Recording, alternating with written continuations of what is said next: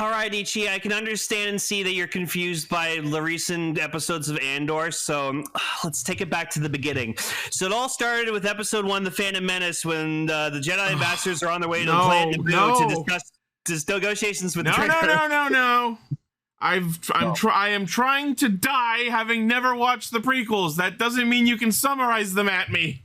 I swear to you, my last dying wish is going to be for you to watch the prequels with me. Well, then I'll just have to die first, which shouldn't be hard. Well, shit. You heard it here, folks. Wow, this got dark immediately. Cue the roll call.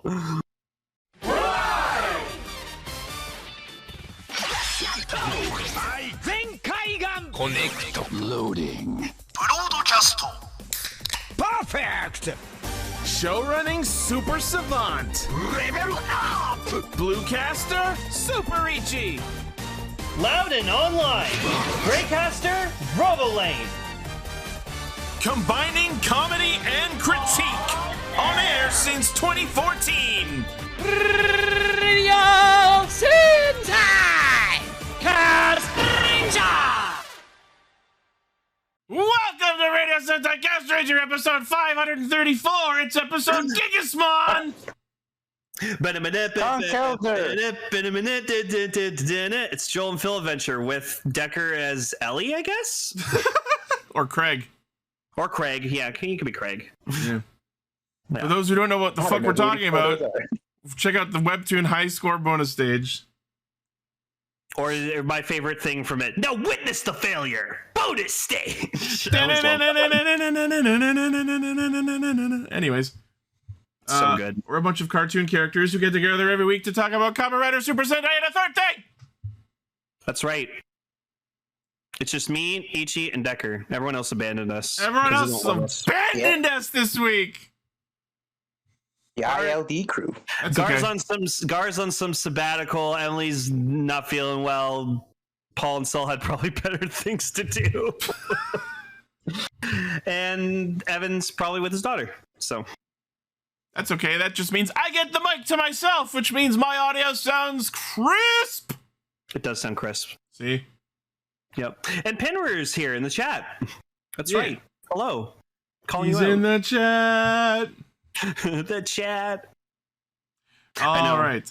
So our topics for this week are Gavv, episode 33, Gozyuger, episode 11, and episodes 7 and 8 of Sentai Daishikkaku, not the episode 4 that I accidentally watched. AKA da-da-da-da-da-da. Da-da-da-da. Oh. I still can't get enough of that ending. The song is such a fucking banger! It really is. Also, side mention real quick, Expedition 33, finished it last weekend. It's a fucking masterpiece. If you give any sort of a shit about narrative RPGs, it is a must-play. That is all. It's definitely like Game of the Year material, but I still hope Split Fiction wins. It's gonna be contentious. Thank you, Tara. Yeah, that ending is so fucking addictive. Like, the dancing's great, the song's great, everything about it's great. I love the freeze frame of it that I'm looking at because I'm not clicking on it so it doesn't animate and potentially flag us.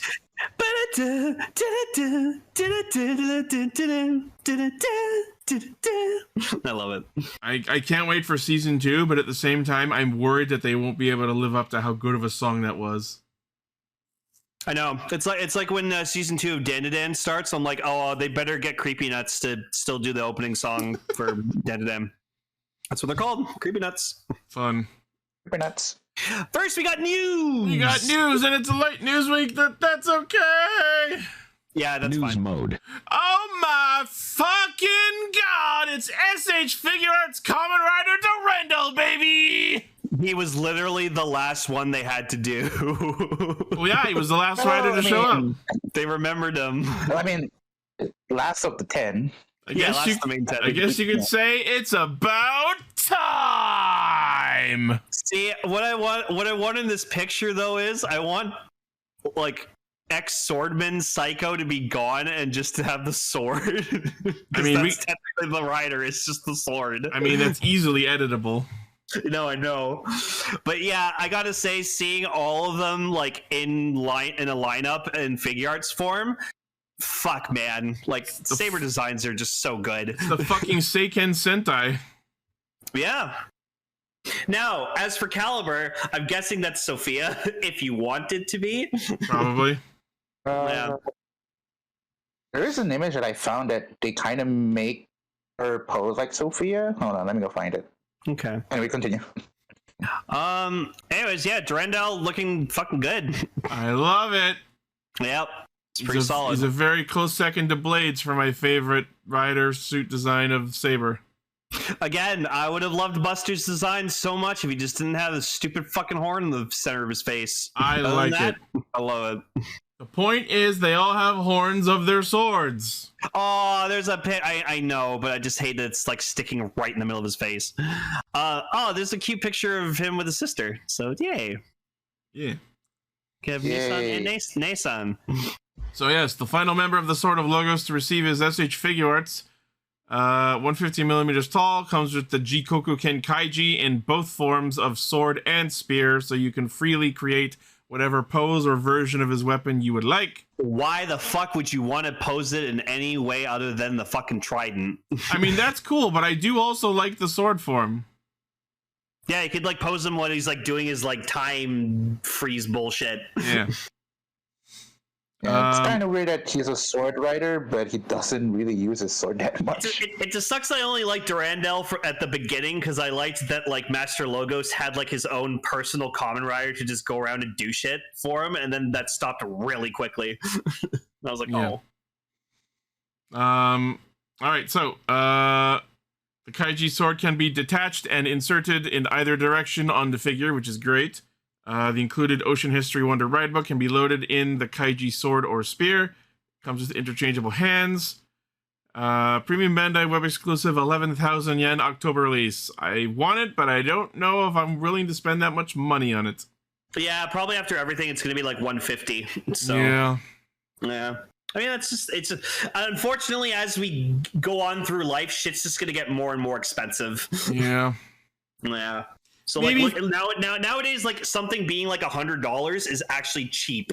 Maybe for Christmas. Yeah, maybe for Quimus. Maybe you know what? For Quimus, Ichi, I will help you pay off a bit of this figure so you can get it. Alrighty. Well, shit off $50, and then it'll be only 100. Alright. There you go. Alright. Next. So we haven't watched Shin Dogengers yet, but apparently they've already gone ahead and confirmed Dogengers Season 6. Wait, it's called That Time I Got Reincarnated as a Dogengers. It's an isekai joke! Oh my god. Because our new main character is this knight.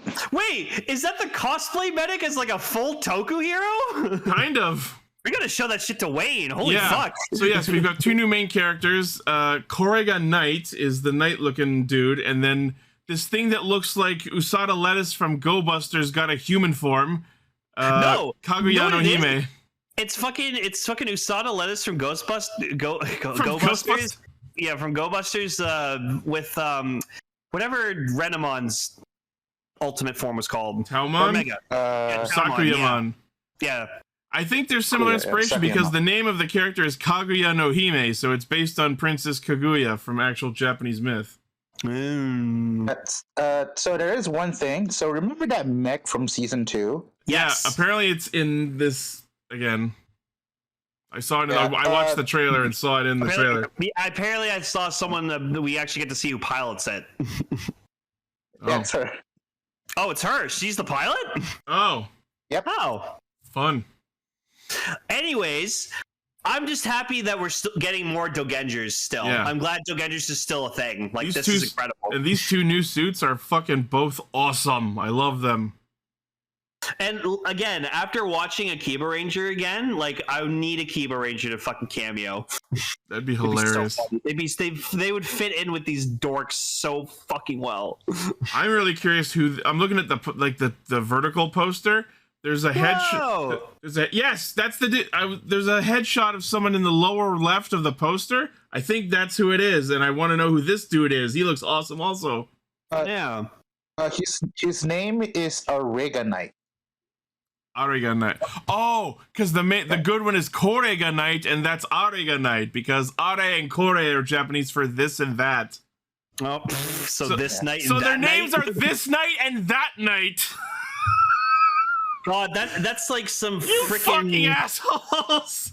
that's some like my name is Thomas bullshit. Where the fuck his name was Yeah. Tiger Money. Yeah. Oh my god, you these lazy shits are- fucks. These series are awesome. Yes, I love them. No, anyways, we're just waiting for Shin Dogengers to get subbed, and then we'll continue our Dogenger Wednesdays again. So yes, as we saw from the trailer, Kaoru Masaki playing Jiro will be reprising his role. All the other main characters are going to be back. Yep. Fumie Arakawa will be the season's director. Scripts written by Shabari Man. Series produced by Sasai Hiro and Motoki Kawana as the action director. So this season 6 is premiering July 13th. Oh, yay! 3 days after my birthday. Awesome. Anyways, if you haven't watched Dogengers, go fucking watch it. The first 4 seasons are subbed. It's great. I particularly like High School is my personal favorite, just because like season 3, because I thought it was just really fucking fun. But season 4 was just like, oh. What I'm super curious the most about looking at this poster is in the top right we see an actual fucking dragon, and on the bottom right we see an actual castle. So I'm wondering if we do actually go to a fantasy isekai. Castle Duran? I doubt it. Oh, yeah, I wonder, because now I'm looking at this poster, and maybe it's all the Dogengers get isekai'd into like a fantasy world. Yeah. So, yeah, that's gonna be bananas. Love it. Oh, man. All right, cool. Next, we have a preview of Boom Studios' upcoming VR Troopers comic. Looking good. So this first issue is going to be available June 25th, and they put out a bunch of pages from it. I won't go into detail about every single one, but there's a good little preview of our boy Ryan Steele, I guess. Huh, and apparently he's an Angel Grove in this comic. Interesting. The suits are looking cool.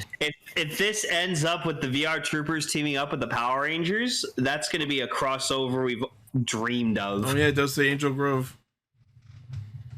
Neat. Okay, now the next step that needs to happen here is do actual Beetleborgs comics. Beetleborgs, Mystic Knights, the whole side series. Yeah, have the Beetleborgs team up with the fucking Power Rangers. That'd be awesome. And bring Mask Rider in it. Wait, bring Justin back. Have the new Turbo Ranger team up with the fucking Beetleborgs. That'd be awesome. So yeah, they previewed the first 5 pages, and there's also a synopsis here. The VR Troopers are the most elite of the Eltarian Empire's human heroes on Earth, but what secrets are the Eltarians keeping? When VR Ryan tracks down a rogue Skug, he'll come face to face with a foe who will change his understanding of VR and himself forever. Oh yeah, Gar was saying that the VR Trooper powers were made by from Eltar. I'm just like, huh. So now I'm wondering, are the VR Troopers like prototype Power Rangers? That could be. I mean, yeah, when you watch like the transformation footage, they do use like repainted Red Ranger helmets, so it kind of makes sense. I'm just super curious what this means. Change his understanding of VR. What are they going to do? Show him a Quest 3 helmet? Yeah, they use metas. They use meta freeze. They're going to enter the metaverse. Cool. I'm glad VR Troopers getting love. Yeah. Even though the show is not good. Kick-ass theme song, though.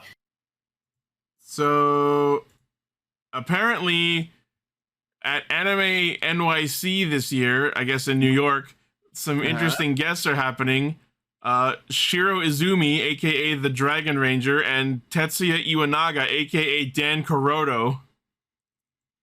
So this is Dan Kuroto. This is his actor's first American convention appearance, as far as I know. I'm fucking jealous of anyone who gets to meet fucking Genmu. That's awesome. So now that, as part of this, they're selling autographed merch from them, including autographed versions of the Bugvisor Zwei, the Hyper Immortal and Maximum Zombie Gashet, and the Dr. Mighty XX Gashet, and God Maximum Mighty X for Tetsuya Iwanaga. And then there's like a bunch of different Dragon Ranger merch for Shiro Izumi to sign. Okay. Having the Bug Visor 2 Dan edition autographed, that'd be pretty fucking sweet. Yeah. But it's already sold out, so. Yeah. Anyways, this shit's too expensive. Damn it. So thank you. I'm looking at two collectibles. The one for the Bug Visor, the pre-order's closed, but the other stuff is still available for pre-order, but it is also several $100s. Yeah, no. I'm good. Yeah. I already have God and Doctor anyway. If I was gonna meet him anyways, I would just get him to sign my gamer driver. Yeah, there you go. Like, you invented the motherfucking thing. Oh, we have that old like Genmu toilet paper. Let him sign that. Right? Remember that was a thing like 5 years ago, almost 10 years ago, I think. Yeah. No, you know what you do? You get like a toy of like a Mario warp pipe. You paint it purple and get him to sign that. Make it his continue pipe. That'd be fun. Oh yeah. Anyways, that's about it for news. Okay. Dangerous Simbi. Yo, give him to sign Genmu. Oh, there it is, the Genmu toilet paper. Yeah, that'd be awesome. I love it. All right, let's get into Gavv. Gabu.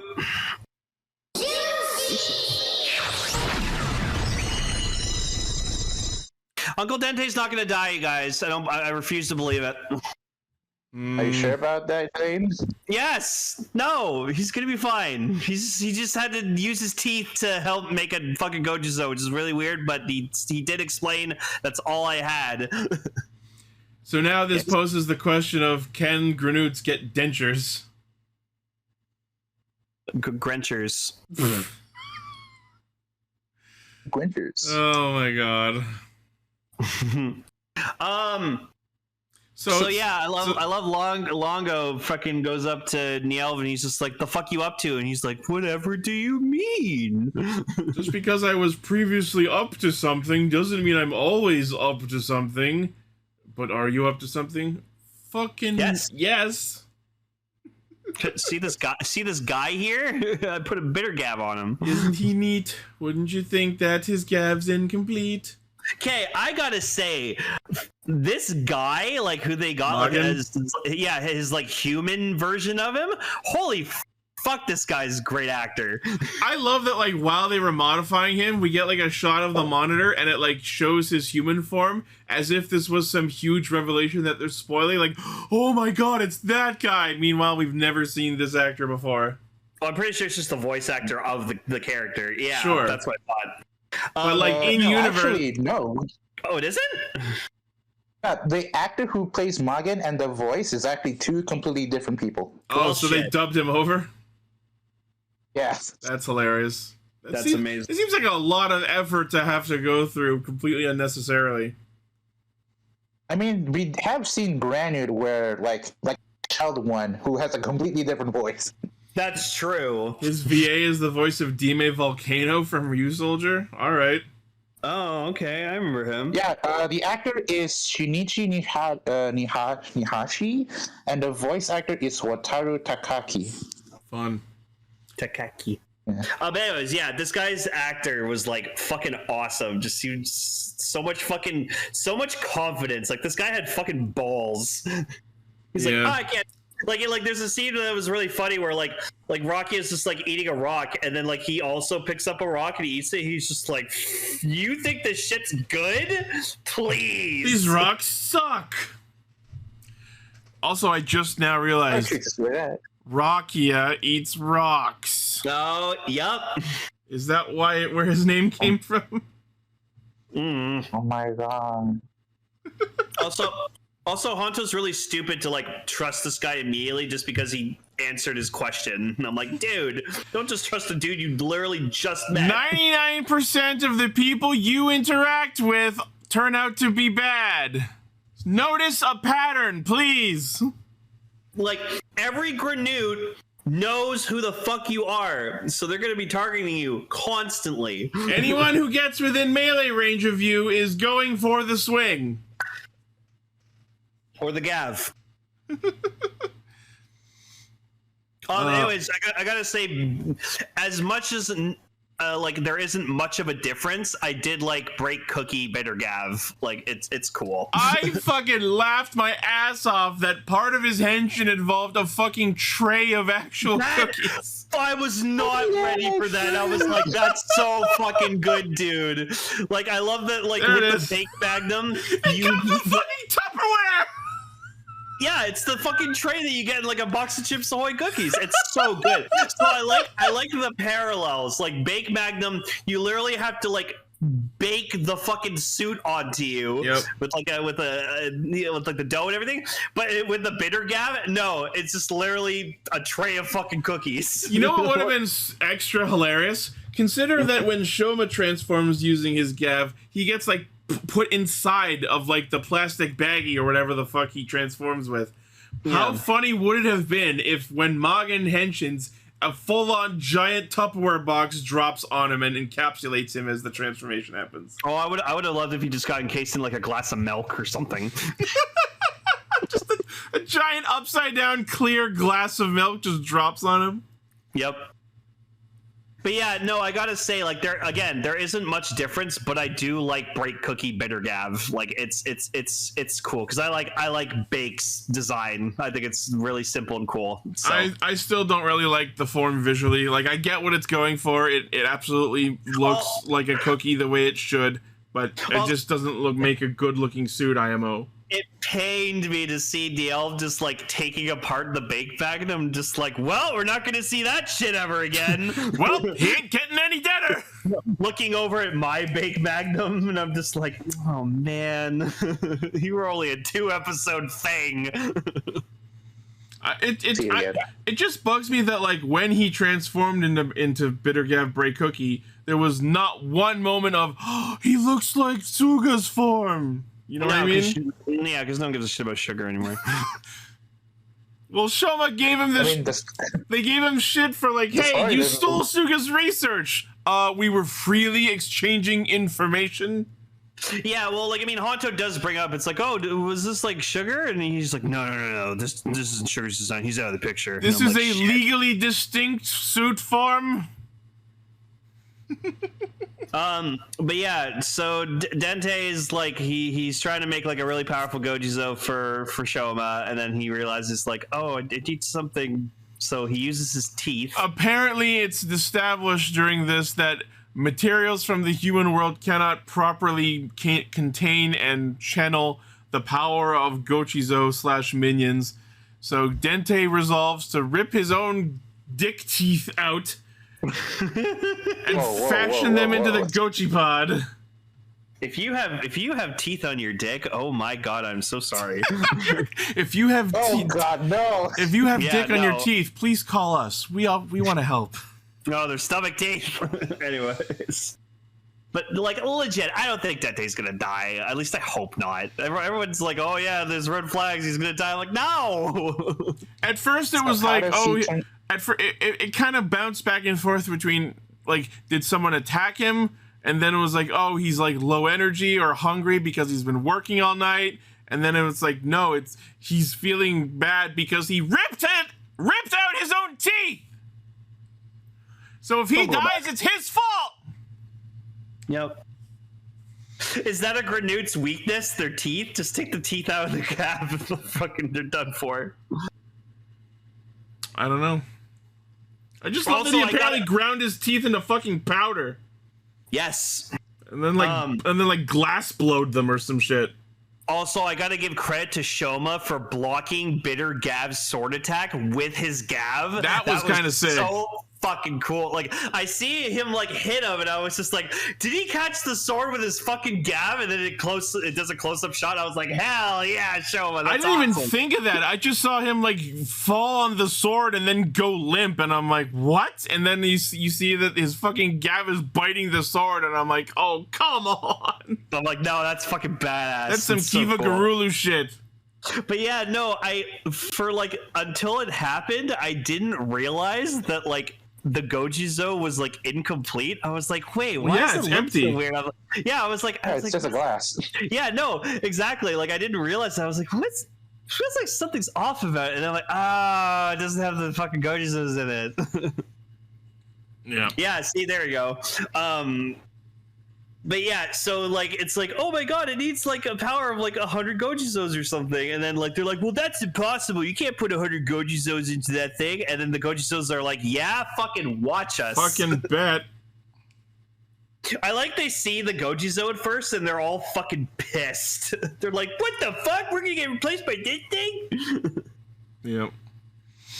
I also like that Magen apparently has this like racial ability to just like summon tentacles out of any surface, including not only the ground but fucking trees. Yeah, for once, like this one episode, I was just like, Honto, you suck. You got beaten by this? I'm like, come on. Yeah. I mean, part of that was him getting caught off guard, but And yes. then Rakia also got fucking his ass kicked, and I was like, okay, yeah, I get it. It's like debut illness for this dude. But then Shoma just shows up, and I'm I just fucking like, yeah. laughed when like Magen shows up at Rakia, and immediately we cut to the shot of the two puddings, and Jelly just immediately fucks off. Oh yeah, Pooja just like shows. It was like, oh my god. The show was like, what? Is Rakia in trouble? Okay. It never happened. Rakia fell down the well? Yeah, I was thinking it. I was like, Rakia. What's fell that, down the Purr wall? Jelly? I have Pooh Jelly right in front of me. It's cute. Yeah. So they try to fight Magen. Sorbet melts mid-fight, and then we get him attempting to use the empty Gochi pod, but it does nothing. And then we get this very cool scene of Soma sword fighting unhenshined for a little bit, which was great. Yeah, no, I always like when they fucking fight on Henshin. Sometimes it's cool. But then yeah, he summons the Gojisos go into the Goji pod or whatever the fuck it's called. Gochi pod. Yeah, the Goji pod. Yeah, Ichi did just say Soma. I just chose to ignore it. Oh, I meant Shoma. Sorry if I did. Yeah, Soma. And then we get the transformation into Overgav. Kamen Rider Gavv Over Mode is apparently the name of the form. And I gotta say, holy fuck, it's cool, man. Like, I love how just the pose he just keeps like the whole fucking time, and he's just like slowly getting towards Bitter Gav, and then he just like fucks him up so fucking hard. Aesthetically, I'm not into the suit, but I like the like you don't want to fuck with this vibe that it's giving off. Yeah, like he tries to like attack him with all this stuff, and it just like literally like the gummy is so fucking strong on this form. It's just everything's just bouncing off it. I have like, no idea why, but I've seen people refer to this as Konami orbs, like the things that are bouncing off attacks off of him, and I don't know why. But yeah, so Gav just like charges up his fist and literally fucking debut illness one-shots Magen out of the fucking scene. Yeah, he's gone, and like it was incredible, like the power behind that fucking attack, and Sachika's like, holy shit! Hit him with the fucking over smash. Yeah, no, like he United States of Smash the motherfucker. It's called like, over goddamn. mode because when he shows up, the fight is over. Yeah, which is why I think they're not gonna see Overgav too much, just because like it's probably like it's so powerful, but at like a big cost. So I think what people are saying is that it's expensive in that you need 100 Gochizos every time it needs to be used, but they haven't stated that so far, as far as I've seen. Well, yeah, judging from the toy. Yeah. Go ahead, Dagger. Sorry. Okay, because from the toy, when you plug it out, you hear a bunch of Gochiso like die. Oh. That's why a lot of people think, oh, you gotta refill it again and again. So he has to eat 100 snacks every time he wants to use these forms. Yep. Damn. Oh my god. So it literally is like a candy dish. $90. $90. So, I ate all my candy in my dish. I gotta fill it up with more candy. Just cut to that scene of Homer and Hal being force-fed donuts. More. Like overall, like I really like the power set. The overall look is whatever. I know it's gonna get worse, but it's a decent debut. I look forward to seeing what Master Gav pulls. Yeah, But no, I thought for like a debut of like his final form, I think it was pretty well done. Like he definitely like showed like, yeah, this form is super powerful and I can fuck you up with like one hit. It's so cool. Normally, I would complain that like if this is the final form, I wouldn't say it got enough airtime, but I think that's the point with this one. It shows up, it one-shots you, the fight is over, we move on. Yeah. That's why I think this and Master Gavv are alternating forms. It was really fun seeing Yelv like be there too, and he's just kind of like they keep cutting back to him, just being like, Fucking what? What the fuck? Holy shit! Yeah. It's like, don't underestimate your bastard brother. So next week we're gonna focus on that whole 100 Gochizos thing, apparently. Yeah, they're just gonna try to like force feed show him a bunch of fucking snacks to like fucking make a 100 Gochizos. Tara Z says betting Yelv is making his own version. Oh my god, could you imagine over bitter Gavv? Damn. I'd love it. That'd be crazy. Yeah. Alright, so pretty good episode. Interesting form. We'll see how long it lasts until Master Gavv shows up. Ooh, look at that shit. That's cool. Oh, there's someone shopped a black Master Gavv. That legit fixed Master Gavv for me. That's pretty cool. maybe there'll be a V cinema form. Yep. One of the Shoma clones escaped, and then this is running around rampant. If it's Master Bitter Gavv, I'm calling it Bastard Gavv. Bastard Gavv. Hell yeah. They would never call it that, but I like to call it that. All right. Wait, would an evil version of Over Gavv be Under Gavv? Oh yeah, Under Gavv. The Under Gavver. Okay, I'm done. Engage.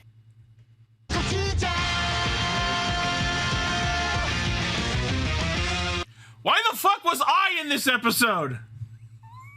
Who? The fat dude at the beginning. No, I'm pretty sure that's it's Kong from the Forza movie. That's just me and some albino dude. No, but so apparently, like the guy who was Zuo Eagle, his hair's a reference to fucking Bard. Oh. Yeah, because he's got the same kind of hairstyle. I laughed my ass off that we squeezed an entire red rival fight into the fucking cold opening of this episode. Yeah, no, and first off, I gotta say the fucking song that Lion was fucking singing, pretty good song. Well, yeah, that's like his song, his character theme. We've already heard it. Okay, yeah, but it's really fucking good song. Yasei no Kan, and it's already listened toable on all major platforms. Before the opening. But yeah, Rico's just like practicing whatever, and he's a fucking ear wiggle. Yeah, because he's what is he, a cat guy? I mean, he kind of is. I mean, yeah. Yeah. I'm just so used to the fucking Mikote ear wiggles in FF14. Can I just say though, we got so much of the freaking like universe Tegasword. I want it so badly, and apparently, according to some like toy leaks, we might actually be getting one very soon. So I'm definitely picking one up. And also, the silver variant we now know is called the Universe Tegasword. Yeah, that's what I'm saying. So like, I can't get enough of that fucking standby chime in. It's so fucking good. I like it better than the Gozyugers chime. No, agreed. 100% agreed. That's why I'm sitting here just being like, I want them to release the Universe Tegasword so I can I want that, and I want the Pat Ranger ring, and that's all I'm fucking getting. I want that YouTube channel that remixes standby chimes into full-on banger-ass dance tracks to do that one, because they just did the Over Gavv standby. Right? Oh, man. Man, I'll agree to disagree. That's fair. That's all I want to say. So these two turn into Zuo Eagle and Vol Eagle. Vol Eagle. I think it would have been so much better if their powers were swapped, because having the like big dude use the Zuoger power set would make so much sense, because he'd be able to switch to Zuo Gorilla. Yeah, I just find it really funny that the lion beat The fucking two bird rangers. That's Yeah. really funny because the lion probably would be able to kill a fucking bird easily. But yeah, so the white-haired dude turns into Zuo Eagle, and the big dude turns into Vol Eagle. Yeah. And then sorry, go ahead. No, I'm sorry. I think you're about to say it because I'm about to mention why they confronted Gozu Leon in this episode. Because they're the Rikuo Revenge Squad. Our women dumped us because of you. One was obsessed with Rikuo. The other one spent all of their wedding money on Rikuo. On merch. It's so On good. merch. And yes, the thick dude pulled a Ramirez and like slurped into the suit as he did shit. You know, that's fine. I don't fucking care about that shit. If Justin is able to fucking grow into an adult form when he morphs, like that's fine. I was just saying, there's already precedent for this. It's Kyoryu Cyan. That too. But yeah, no, I love these two. They were fucking great, even though they were like super. It was like very short. Yeah, very brief. You probably won't see them again. Got a screen time of 1 minute. I also want to say something about Goju Leon's henshin here, and also about the other team henshin, the other main people henshins in this episode. I really liked the way they were shot. Like normally, I prefer stock henshins, but the way that the henshins were like framed and animated and like clear in this episode, I think was really cool. Like watching Rico stand there in henshin, and you see the tattoo thing on his face, and then the rings come down around his head. I thought that was like framed and shot really well. They wore different clothes. Of course, they're not going to get that stock henshin. Very true. They could have just surrounded their bodies in light. Who the fuck cares? That was always my problem with in Ultraman Rube, was that like the two main characters, like they always wore the same fucking clothes because that's what they wear in their stock henshin. So I was like, God damn it! It's called a uniform. They were wearing uniforms. So I don't know. wearing clothes from their dad's fucking shirt store. Anyway. So that's not the only two rival Reds we get this episode. We also get introduced to this badass motherfucker played by motherfucking Zeronos. Todoroki Gaia, the vagabond cowboy. Yeah, the beast tamer, apparently. And like this guy, like, holy shit, what a badass. I can't believe they got Zeronos to play him. That's hilarious. Yeah, now he is part of the new Toku trifecta. He has been a Kamen Rider, a Ultraman, and now a Sentai. There's been several Kamen Riders. Yeah, holy shit, he's been Zeronos. I forgot his Kyoki. Yeah, and then actual Hibiki And Zane. And then he was I think Evil Trigger. Yeah, Evil Trigger. Yeah, Evil Trigger. So yeah, good for him. But anyways, he's super cool. He like walks in wearing like playing an ocarina, and it was like, holy shit. The first shot as he's not even through the door yet, where he's playing the ocarina, for half a second I thought he was playing a fucking banana.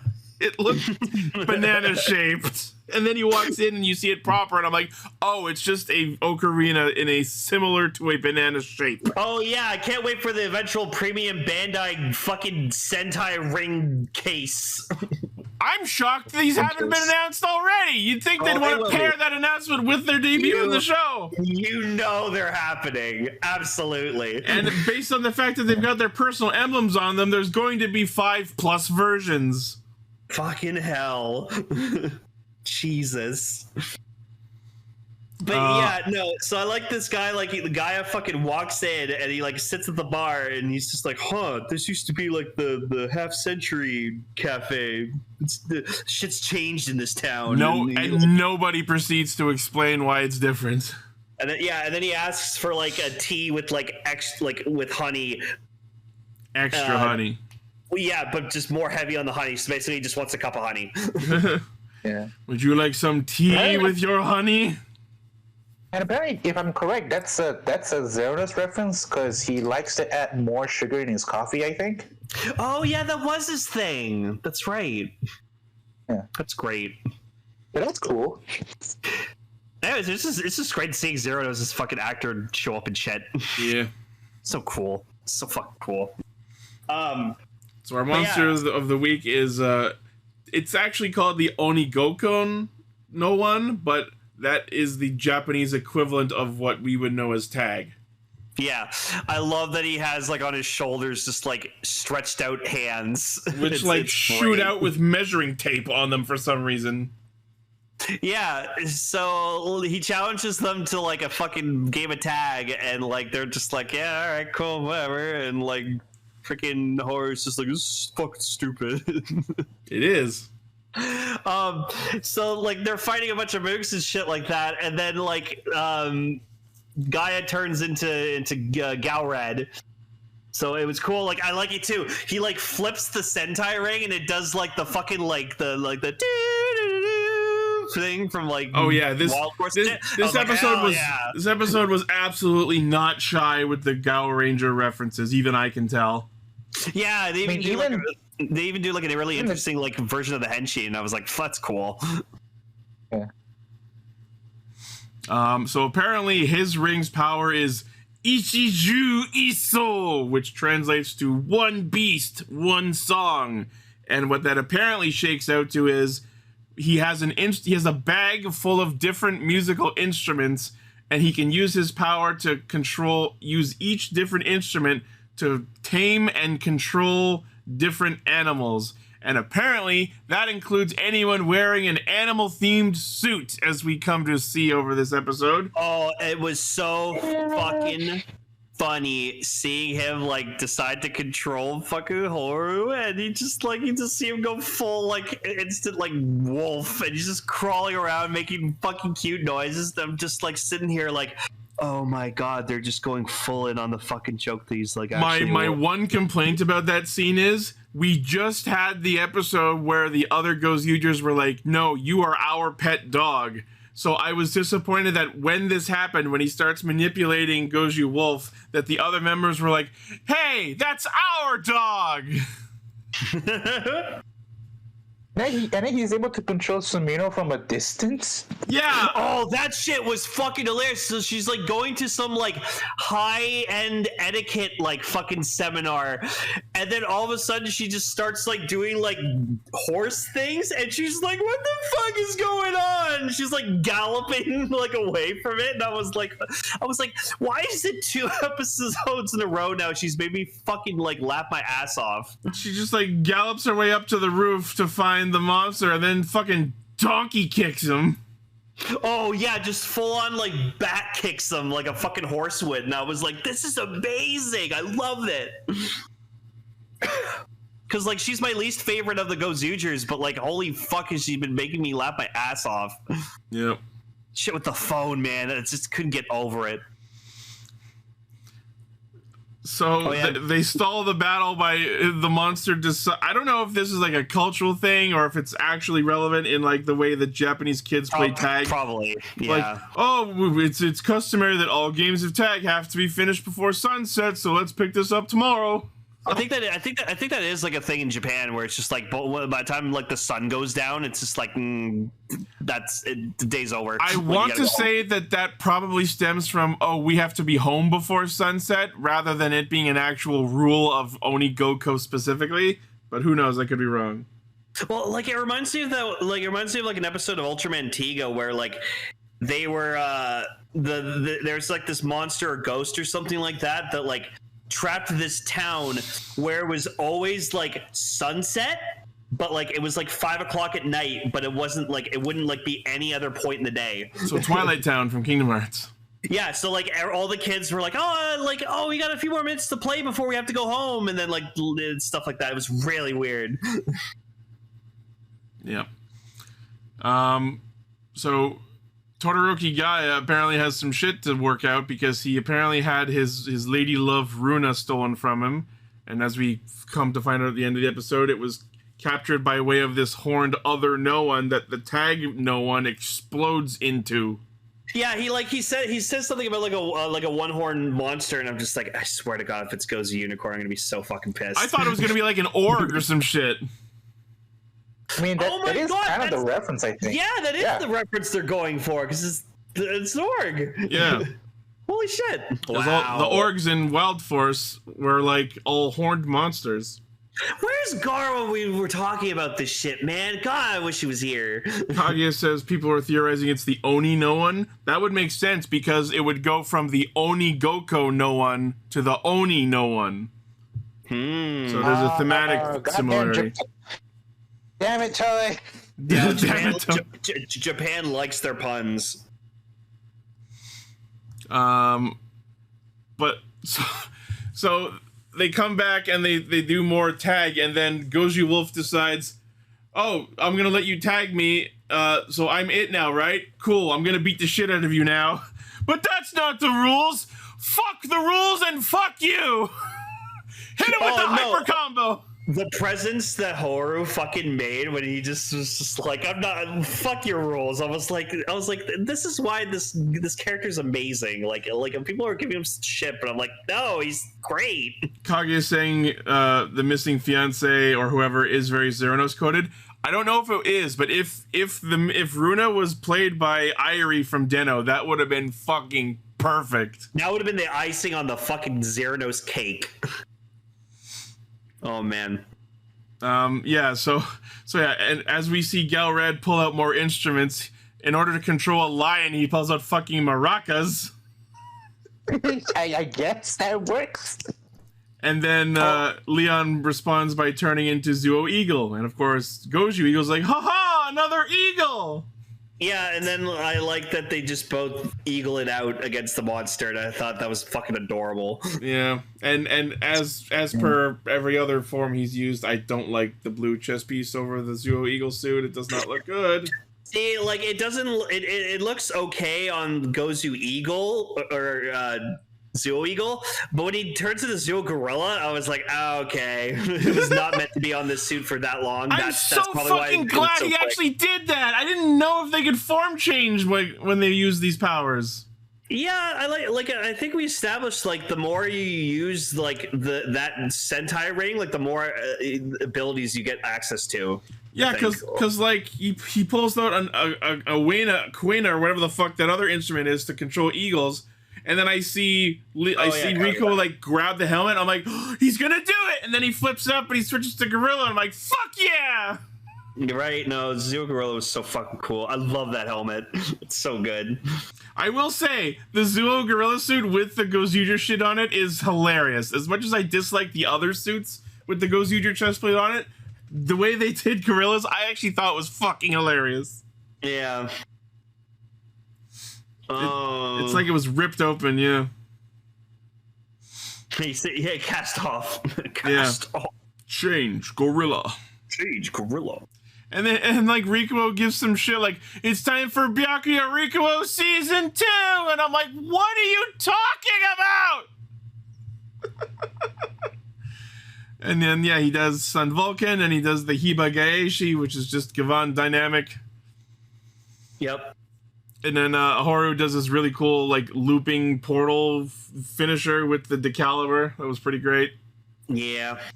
The weapon is broken. Well, it has to be, because it has to make up for how stupid it looks. I like it. I just don't like it in mech form. Yeah. And then, yeah, the tag no one explodes into the other one, which is weird, because, like, I guess this was some sort of experiment of, like, what if we layered a no one on top of another no one? Yeah. I mean, well, we know that the no ones need to take over a person, right? What if the tag no one took over the other no one? Yeah. I guess that's the experiment they're running. A no one over a no one. Yeah, so looks like next week we're going to get into freeing Runa from this second no one. We're going to see Gao King, and the Tegazord gets some sort of like custom blue plus red combination mode. Okay. Yeah. Oh, the double decker. Yeah, it doesn't look great. No. I like it. Yeah, this is a really fun episode. It was really great to see Zeronos' actor fucking show up in this. I honestly, like, I love what they've been doing with the rival Reds. I just think it's a really amazing, genius concept. And I said from the beginning that the rival Reds were going to be the most interesting part of the show, and so far that has held true. Now just give me fucking Loop and Pat rival Reds, please. I need to see this shit. We'll probably get them. I hope so. I mean, they're coming as a set, if I recall. Yeah. Yeah, I want my fucking Power Ranger ring. God damn it! Lupin and Pato was such a unique season that I'm sure they will do something worthwhile with them. Oh, they have to, man. They have to. Oh, love Lupin. What if it's one guy who's able to switch into both? Oh, like do like a fucking Patron X Lupin X kind of thing? I would love if they referenced that. That'd be awesome. fun. Maybe one guy that has both rings.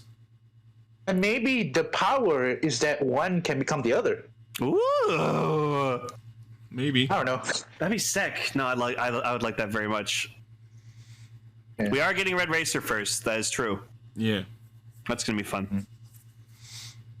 All right. All right. Dick, are you gonna stick with us while we talk about the future topic? Or it's up to you. I'm okay to be off. Okay. Thank you for joining us. I'll just remind myself.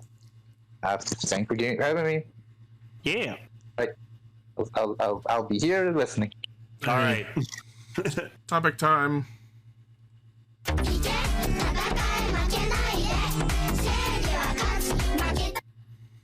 Okay, so 7 and 8. So I decided to watch the English dub just because like I was really tired from work yesterday when I was wanted to watch them.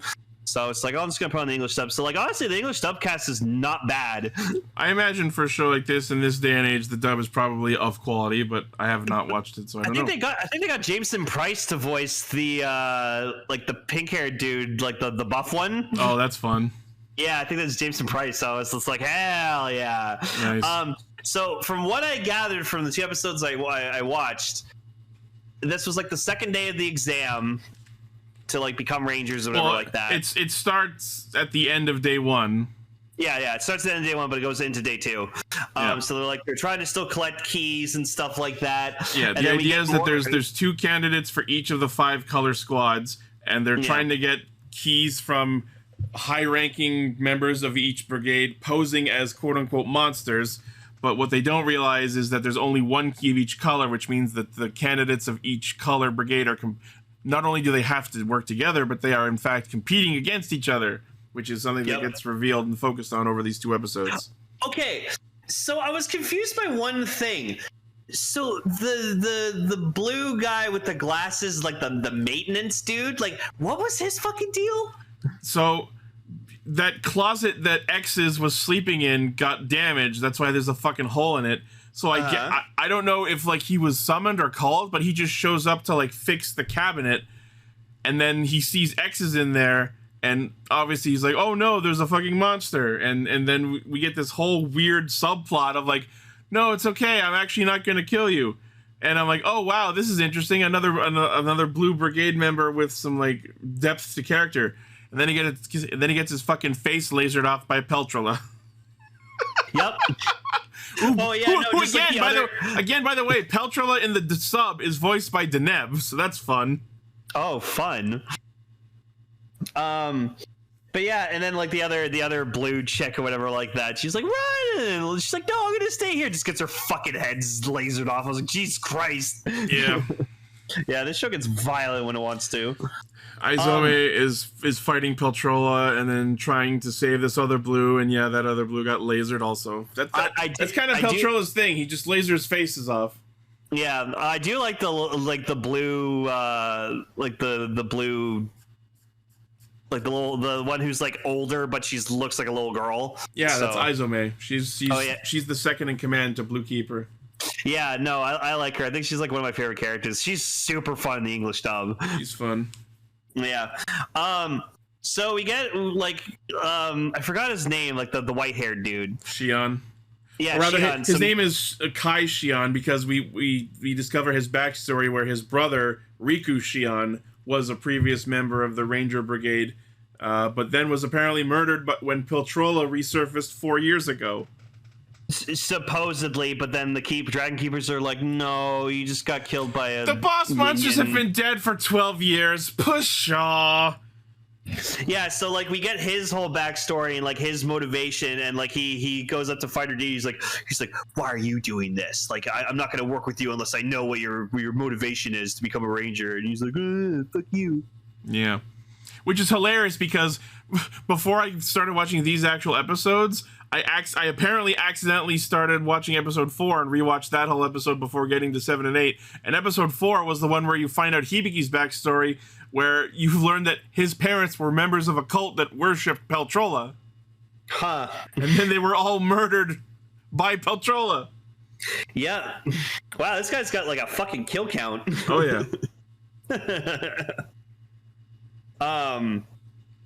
So yeah, just most of it's just like them like teaming up, and then they're fucking with each other, and it's like, oh yeah, like the quote unquote bad candidates who are all like the elitist assholes all team up with each other to try and get the keys and become Sentai members together.